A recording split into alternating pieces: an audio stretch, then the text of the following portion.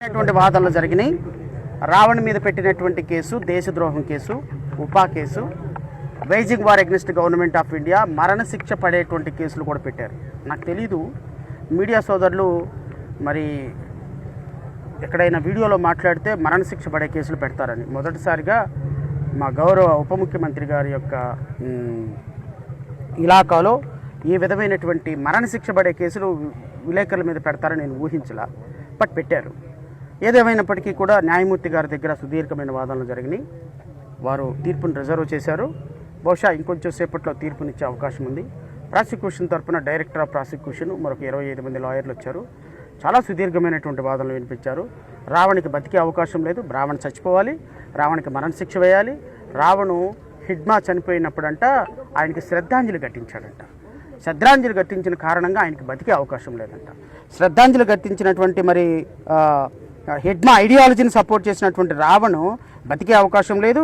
రావణు తీవ్రవాది, రావణ్ని ఖచ్చితంగా అరెస్ట్ చేయాలని చూపించారు. మరి హిడ్మా చనిపోయినప్పుడు శ్రద్ధాంజలి ఘటిస్తేనే తీవ్రవాది అయితే మరి పవన్ కళ్యాణ్ గారు ఏమంటాడు? నేను నక్సల్ గురించి మాట్లాడుతాను. ఎందుకు మాట్లాడతానంటే నాకు ఇంతమంది ఎందుకు వెళ్ళిపోయింటారు అడవుల్లోకి నాకు అర్థం కాదు. ఇప్పుడు అసలు ఎంత కోపం ఉండాలి వీళ్ళకి. ఆ కోపం ఎక్కడికి పోదు. ఆపరేషన్ చేయండి, ఇంకోటి చేయండి, కోపం ఎక్కడికి పోదు, అది ఇంకో ఫామ్ తీసుకుంటుంది. సో దానికి ఏం మారాలి? దాని అల్టిమేట్ ముందు ఏంటి? Correction in democracy. What's correction in democracy అంటే accountability in democracy, responsibility in democracy. ఆ చిన్న పదవ పెద్ద పదవాన్ని కాదు. కోపం ఎక్కడికి పోదంట. ఎక్కడికి పోద్ది? కోపం ఎక్కడికి పోదు. కోపం ఉంటుంది, నక్సలిజం అక్కడే ఉంటుంది, నక్సలిజం ఇంకా ఉంటుంది. మరి ఉప ముఖ్యమంత్రి గారి మీద కేసులు పెడదామా? కేసులు పెట్టి ఉప ముఖ్యమంత్రి గారి మీద ఉపా కేసు పెడదామా? నక్సలిజాన్ని సపోర్ట్ చేశారు కదా, నక్సలిజాన్ని ఇప్పుడే సపోర్ట్ చేసి కోపం ఎక్కడికి పోదు, నక్సలైట్లో కోపం ఉంటుందన్నారు. మరి ఉప ముఖ్యమంత్రి గారిని కూడా నక్సలిజం చేద్దాం. సో ఇది ప్రజాస్వామ్యంలో మంచిది కాదు. ఈరోజు గత 5-6 రోజుల నుంచి రాష్ట్రంలో జరుగుతున్నటువంటి ప్రతి అంశాన్ని ప్రజలు గమనిస్తున్నారు, సామాన్యుడు గమనిస్తున్నాడు, నిరుపేదలైనటువంటి వ్యక్తులు గమనిస్తున్నారు, ప్రజాస్వామ్యవాదులు గమనిస్తున్నారు, సాధారణమైనటువంటి గృహిణులు కూడా గమనిస్తున్నారు.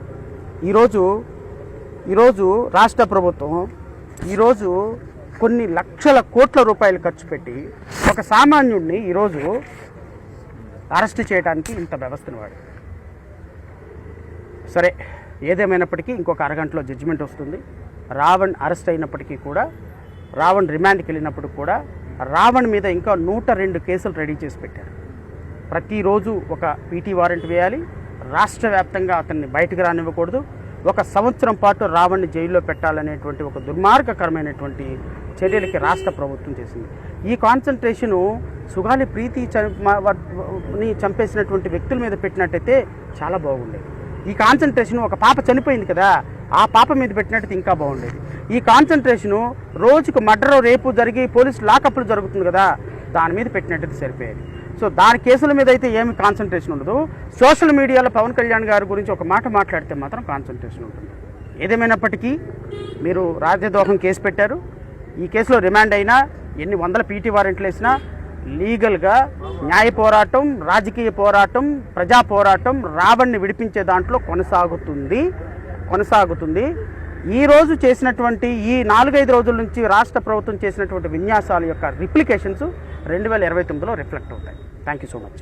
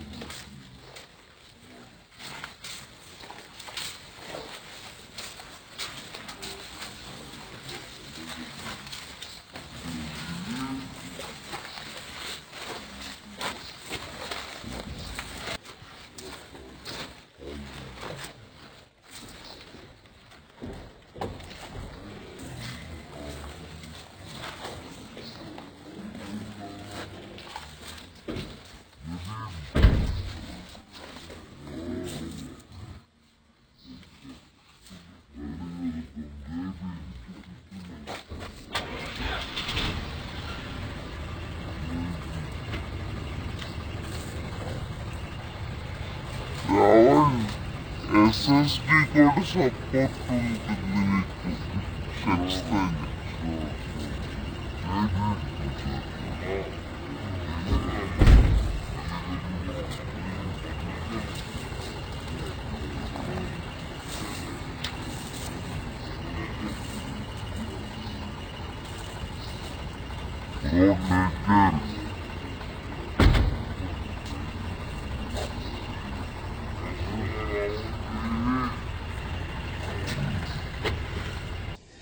అందరికీ జేబీఎం, నేను Rajesh Mahasena. Welcome to Mahasena media.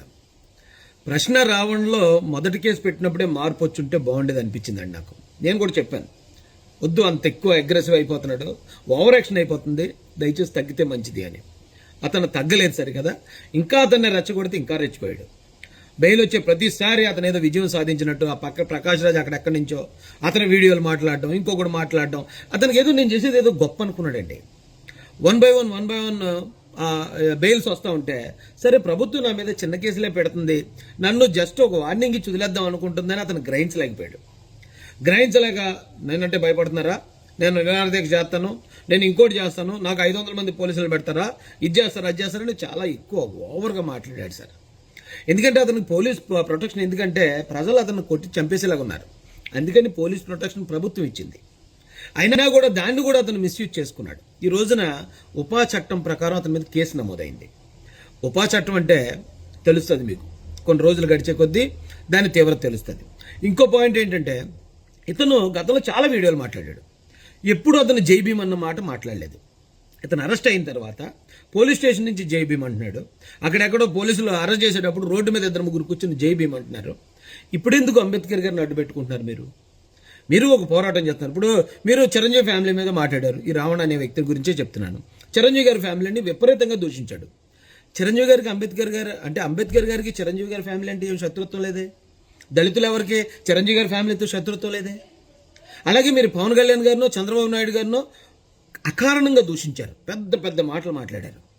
ఇప్పుడున్న దళితులు ఎవరికి, దళిత క్రైస్తవులకి పవన్ కళ్యాణ్ గారి మీద అలాగే చంద్రబాబు నాయుడు గారి మీద శత్రుత్వం ఏమీ లేదు, మాకేం అన్యాయం చేయలేదు. ఇంకా చెప్పాలంటే దళిత క్రైస్తవులకి అనుకూలంగా అసెంబ్లీ తీర్మానం చేశారు చంద్రబాబు నాయుడు గారు. కాబట్టి ఇతని పర్సనల్ ఎజెండా ఉంది.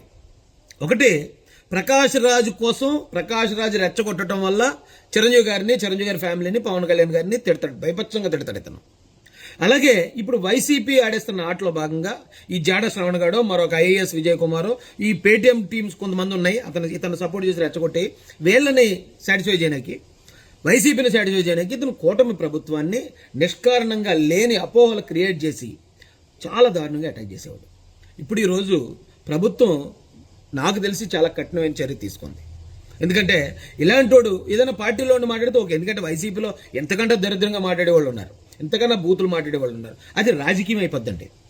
కానీ వీళ్ళు అతి తెలివితేటలతో మేము రాజకీయానికి సంబంధం లేకుండా కులం మతం మూసుకేసుకుని మేము కూటమిని అటాక్ చేసేస్తాం, ఈ కులాన్ని మతాన్ని శత్రువుని చేసేస్తాం, ఇతర కులాలకి శత్రువుని చేస్తామని వీళ్ళు ఆడిన over action, over confidence game ఏదైతే ఉందో ఈరోజు దాంట్లో వీళ్ళు చిక్కుకున్నారు. కుల మతాలని రెచ్చగొట్టే విధంగా ఉపా అంటే అన్లాఫుల్ యాక్టివిటీస్ ప్రివెన్షన్ యాక్ట్. అన్లాఫుల్గా ఎవరెవరైతే ఇలాంటివి చేస్తారో వాళ్ళ మీద ప్రభుత్వం ఉపయోగించే ఒక వజ్రాయుధం అది. దాని తీవ్రత ఏంటో తెలుస్తుంది. ఎందుకంటే మన చట్టాల్లో ఉన్న లొసుగులు, మన చట్టాల్లో ఉన్న లోపాలని పట్టుకుని ఈ జాడాగాడో మరొక మాడాగాడో ఎవడో కూడా వచ్చి ఎవరిని పడితే వాళ్ళని తిట్టేసి ఆ తిట్టిన దానికి పెద్ద కేసులు వెళ్ళి వెంటనే బెయిల్ వచ్చేద్దని మీరు చట్టాల్లో ఉన్న లొసుగులు వాడుకుని మీరు తప్పులు చేస్తూ ఉంటే మిమ్మల్ని కంట్రోల్ చేసే గవర్నమెంట్కి ఇంకెన్ని తెలివితేటలు ఉంటాయి? మరి ఆఫ్టర్ ఆల్ మీరే ఇన్ని తెలివితేటలు చూపిస్తూ ఈ రోజున మీరు రాజ్యాంగానికి చట్టాలకి విరుద్ధంగా అందరినీ తిట్టేసి మిమ్మల్ని అరెస్ట్ చేయడానికి వచ్చినప్పుడు మీరు రాజ్యాంగాన్ని పాటించాలి, చట్టాన్ని పాటించాలని మీరు నీతులు చెప్తా ఉంటే ఎవడు వింటాడు? ఈ రోజున ప్రజాగ్రహం ఉంది మీ మీద. మీరేదో పులిని చూసి నక్క వాతలు పెట్టుకున్నట్టు మేమేదో పోరాట యోధులు, అందుకే మా మీద ప్రభుత్వం కేసులు పెడుతుందని మీరుగా ఫీల్ అయిపోతున్నారు. కానీ ప్రజలు మిమ్మల్ని చేత్కరిస్తున్నారు, చేదరించుకుంటున్నారు. ఈవేళ మీరు మాట్లాడిన ప్రతి మాట, అన్లాఫుల్గా మాట్లాడిన ప్రతి మాట ఈ రోజున సోషల్ మీడియాలో మొత్తం ప్రజలందరూ చూస్తున్నారు. ఇప్పుడు దానికి ప్రజా వ్యతిరేకత ఉంది. మీరు ప్రభుత్వంలో ఉన్న పెద్దల్ని నిష్కారణంగా చాలా పెద్ద పెద్ద మాటలతో దూషించారు. మీ మీద కేసు పెడితే, మిమ్మల్ని అరెస్ట్ చేస్తే మెజారిటీ ప్రజలు ఆనందపడే పరిస్థితి ఉంది ఈ రోజున రాష్ట్రంలో. ఇక మిమ్మల్ని ఎందుకు ఉపేక్షిస్తుంది గవర్నమెంట్? పడింది కేసు. ఉపా చట్టం గురించి నేను రేపు ఎల్లుండి చెప్తాను ఇంకా పూర్తిగా. ఇదేం జరుగుతుందో ఇప్పుడిప్పుడే తెలుస్తుంది ఒకడొకడికి. ఒక్కొక్కడు ఎలా దూరం, ఇప్పటికే ఆల్రెడీ దూరం అయిపోయారు. ఆల్మోస్ట్ మేము మతం తరపున కులం తరపున మాట్లాడేస్తున్నామని వీళ్ళు ఎంత బిల్డప్ ఇచ్చుకున్నా ఆ మతంలో కులంలో ఒక్కడు కూడా వీళ్ళని నమ్మలేదంటానికి ఉదాహరణ, నిదర్శనమే ఒక్కరు కూడా రోడ్డు ఎక్కలేదు. వీళ్ళ కుట్ర ప్రజలందరికీ మేము తెలియజేసాం, ప్రజలందరికీ అర్థమైంది. అందుకే వాళ్ళు కాముగా ఉన్నారు, కూల్గా ఉన్నారు. ప్రజలంతా కుట్ర చేసిన వాళ్ళు మాత్రం ఈ రోజున ఇరుక్కున్నారు. దయచేసి ఇంకా మనం మీరేమి ఇంకా చేతుల కాయలకు ఆకులు పట్టుకున్నట్టే. ఇక నుంచి మీరు తగ్గినా తగ్గపోయినా ఏం చేసినా సరే చట్టం మిమ్మల్ని కంట్రోల్ చేస్తుంది. జై భీమ్, జై భారత్, జై జై మహాసేన, జై తెలుగుదేశం, జై చంద్రబాబు, జై జై లోకేష్.